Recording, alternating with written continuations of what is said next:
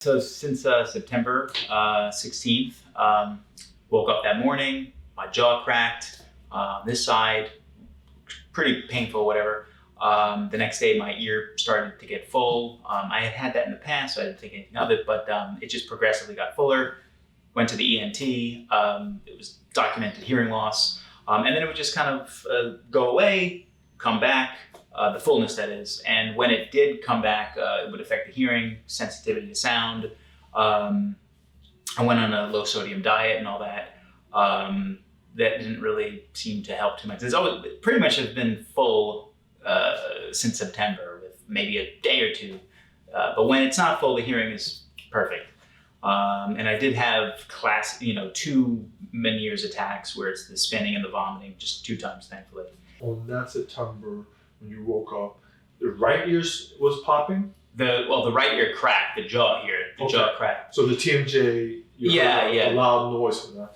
Yeah. And which is the one with the fluid ears? This left ear. So the left ear. Yeah, and occasionally this will hurt, but no pain, no hearing loss or muffled sound or whatsoever. And no fluid issues on no the right. fluid, no. Okay, so it's only just the left. Okay, so we have a left Meniere's case going on. All right, and 2 incidences of that. Of Meniere's. Of the actual vomiting, that type of thing? Yeah. And Meniere's attacks. Meniere's attacks too. Got it. All right, so let's take a close look. See what's going on. All right, so with Meniere's cases over there, and I'm going to explain to you more in detail later on. Basically, it's an upper cervical, an upper neck problem, and can be potentially a mid-neck problem as well.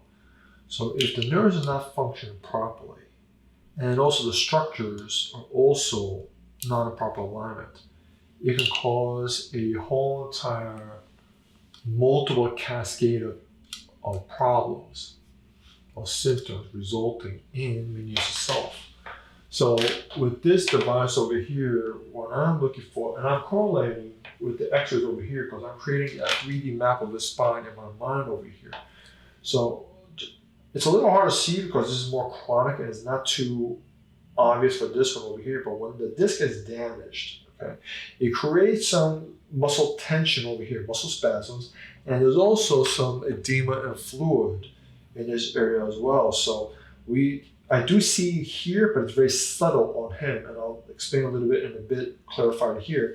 But this one is a little more evident. So you should be nice, smooth over here like this. You see all this bulging over here? So we do have some chronic, some kind of issue going on here as well. And this device, what it does is it's checking for any increased or significant decrease of temperature. So it found some kind of inflammatory process going on here. That's why I marked this level here and this level over here. Now we're gonna check what's going on over here.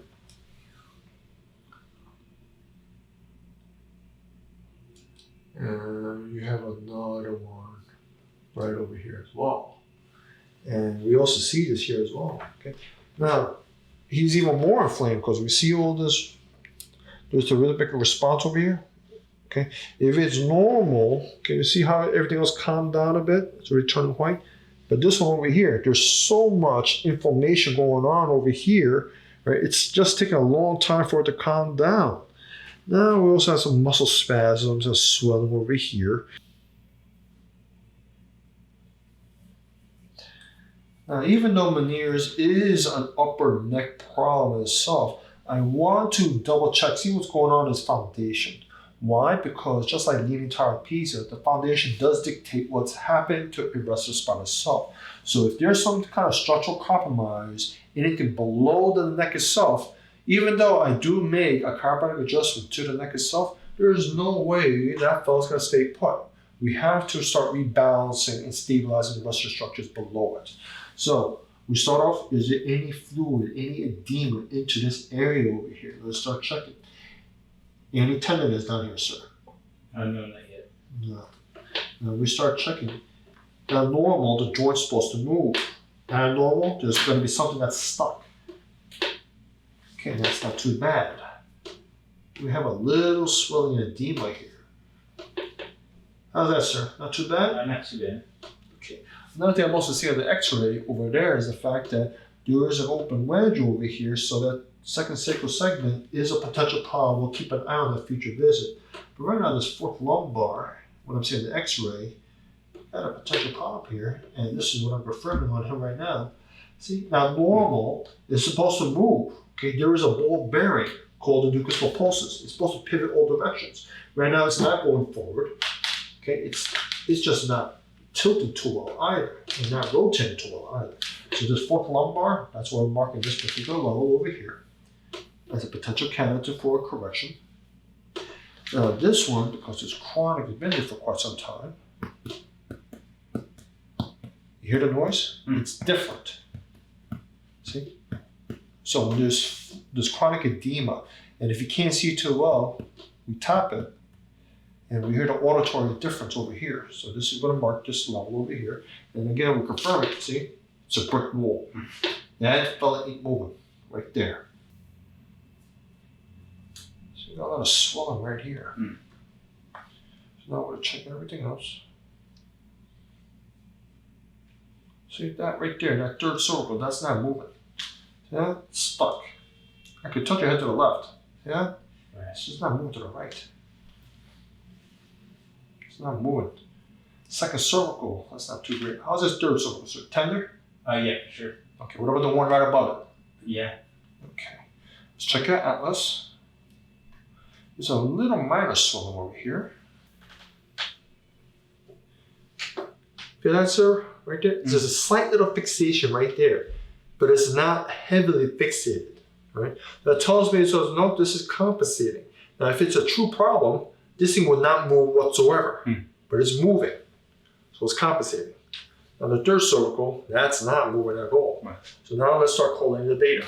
Now, this is actually over here. We can see, okay, we got some serious stability issues because does it take a rocket science to see? Yeah. Why is your spine curving over this way, and curving that way again? So, in essence, what your spine was starting to do is start to curve like this way, and over here, start to curve this way, and start curving this way. So, the apex started is from here. Now, the reason why the rest of your spine, your pelvic foundation is tilted this way is because of this one. But now keep in mind, I don't simply just adjust just because there's a potential issue there. No. Today's visit is your body telling us, just leave me alone, don't touch it. So we're going to leave it alone for now. But bear in mind, in the future visit, that fella may show up and we may need to adjust it then. But in the meantime, the next arc, okay, it started from here, and we see this nice little bone effect. Okay, nice little curvature. Stops right there, and that's where that mid-back over there, okay, this is a compensation that turned it into a subluxation. That means, like, if it's been there for so long, it started to turn into a problem. I'm going to adjust this one first. 50-50 shot, we may or may not need to adjust this, okay? But at the other tail end of it is a third cervical. And it's this third cervical bone right over here, it's supposed to follow along for the ride from the arc. It's not doing it. This bone over here, what's going on is this nerve got to come out of this tunnel over here. Your third cervical is doing this and this. Tunnel collapse. It starts irritating that nerve. Another thing I am seeing is, and I need to keep an eye on it, is this fifth cervical over here. The fifth cervical is also very subtle, going like this as well. So, but we're going to take priorities. Right now, this is the one that's more problematic on you. We need to address this one first, because this is much more, in terms of exam data-wise, this is the more higher priority. In the future visit, I am going to keep an eye on what this fifth cervical is doing on you, and I'm going to explain to you in a moment. What's the story with Meniere's? So, Meniere's is not just one thing.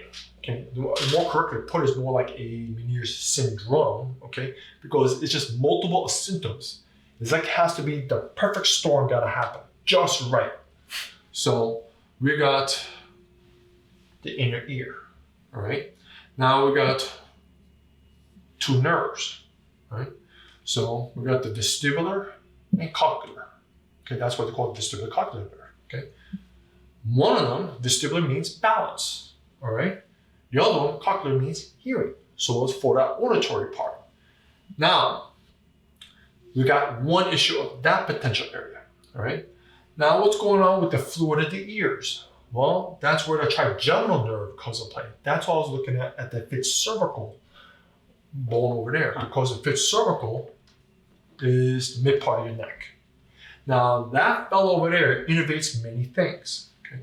It controls motor and sensation of the face, but also part of it, all right, is also dealing with this region over here, right?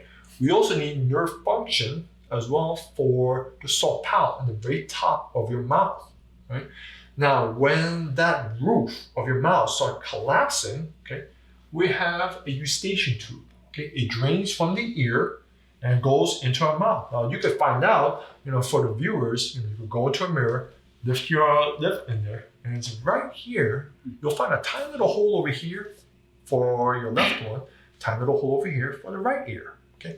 Now, if the roof, the soft palate collapses, okay, then it can pinch off, just like this. You can imagine the eustachian tube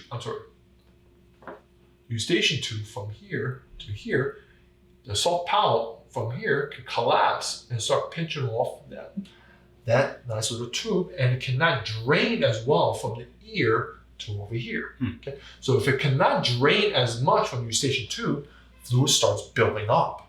So that's what you start to notice is, hey, what is going on? My left ear starts to fill up with fluid, all right? So now, because now there's like fluid starting to fill up in here, right, and not draining right, then okay, now we got some nerve dysfunction going on over here. It may contribute part of the balance issue. In addition to, if this nerve itself it's being compressed and irritated instead of being fully functional like this, but now it's starting to have reduced nerve function. In essence, we have one heck of a traffic jam, okay, on the very top part over here. It may cause this fellow to not work right either. So we got multiple things going on. Okay? So now we got the trigeminal nerve. We also have the vestibulocochlear nerve issue. Okay. We also have the atlas that needs to be sit just right, okay, to make everything work functional. However, no, multiple cascade problem. That's why this is the perfect storm. This is a problem. That drainage is an issue. The trigeminal nerve is an issue. Everything else is going wrong. And then on top of the atlas came out. So since the atlas rotates like this, guess what happened? Where's your jaw going? Bam, that's why you have to write TMJ, right? So therefore, boom, that's how you get Meniere's. How do we address it? Well, here's the thing. Typically what I find on Meniere's case, and I dealt already more than 80 cases of Meniere's, traditionally is actually almost all of them I found was the second cervical vertebrae. Okay? But in your case, you're the rare one. Today happens to be number 3, right? So we're gonna address number 3, and then again, like I said before, in a future visit, we're gonna double check what's going on the fifth cervical. 3 could affect 2, or just 3 could? It can, because again, it's all about foundational components. Right. The atlas itself, okay, not only is rotating, it could also still pinch up that eustachian tube itself. Right. So again, like I said, it's like the perfect storm. And that's the reason why your spine is being rotated quite a bit. Atlas has no choice but to follow and go along for the ride, same through the TMJ. So if your atlas go like this, TMJ, like that. So that's what I'm saying. So we gotta like recenter everything. And it's your third cervical. There is that fella. Feels lighter. I don't know. Full. I would say less full, maybe? Less full. Okay. So how much improvement would you say in the left ear right now? From 0 to 100%? I don't know. I mean, it is something. Ballpark. Maybe 35, 40%, maybe All even. Right. It's still full, but I mean, I feel like it's almost like in the process of if that makes sense. Mm-hmm. Like perhaps getting a little lighter, you know? How much less would you say this time? Maybe like 20% more, you know, so. On top of the previous one? Well, it's I don't know. It's I don't want to. Ballpark. I would say maybe as a total, maybe like a little less than 50% in total, maybe. Gotcha. So a little something there for sure. Is it possible that I'm dripping, like draining or something? Not yet, or that wouldn't happen just yet with the mucus? So you tell me. Does it feel like there's a waterfall or something dripping down the back of your throat right now? Feels like swallowing like gravy or something like some kind of thing. Bingo. No, that's exactly it. Because when your eustachian tube and everything else start opening up, okay, patient reports several things. Either they're gonna feel like something's like dripping in the back of your throat. Yeah. You feel like you need to constantly cough it out. Yeah, Okay. there's something going on. Or B, feel like there's a waterfall flowing down your It's not throat. waterful, it's more like a, if I could do that, yes. Okay, so there's some drainage happening right now. That's good.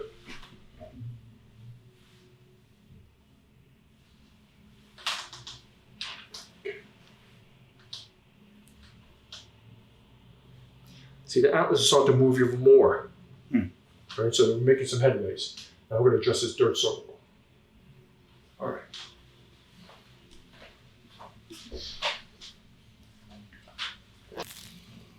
That's it. Oh yeah. I do this because when it's full, I feel like a drum, and it's less of that, and it feels lighter. Yeah. Yeah, I would say like maybe 55-60% or something like that. Definitely feels lighter. Good. In a good way. Yeah. So here's what your homework's going to be. Yeah. All right. So what I want you to do is this. In the next couple of days. Yeah. All right. Don't be surprised. You may feel more of that drainage happening, Okay. and especially when you sleep. Okay. I recommend sleep on your side because if you sleep on your back, you're really going to feel that fluid really come down, and it may choke you a bit. Let's sleep on the left side or right side? It doesn't make a difference. Okay. Find a side that's comfortable for you. Right. In your case, you probably feel more comfortable sleeping on your left side. Left side of the problem here. Okay. Yeah. Okay. You may find that way. Okay. Right. So in the next, what you call it, next 36 hours or so, expect drainage to happen. Right. 36 to 48 hours or so. In the next following visit, let's take a look, see what else is going on. Right. I want to keep an eye on what's going on with the fifth cervical and also with the atlas itself. All right. It's been 3 days. Yep. Give us the latest updates. Yeah, so this is the best I felt in for quite a while, you know. So we had the adjustment on Friday. It did get a little more full that night, which usually when it seems like when it's something about to happen, it gets really full. So it got full again.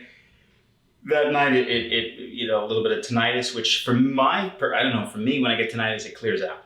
So it did that, and then it's been slightly full.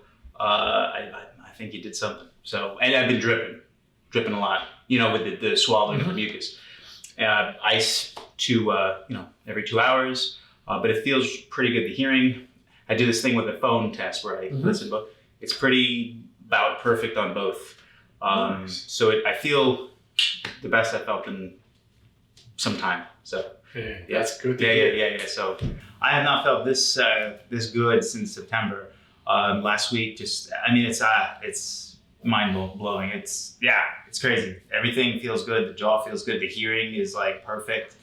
There's virtually no fullness. The slightest of the slight. I have not felt this good since the summer, last summer. So it's wild. Like he might be a god or something. I don't know. No. Don't put me to the old mind myself. I'm not God. No. But I may be an issue. I'm not making myself.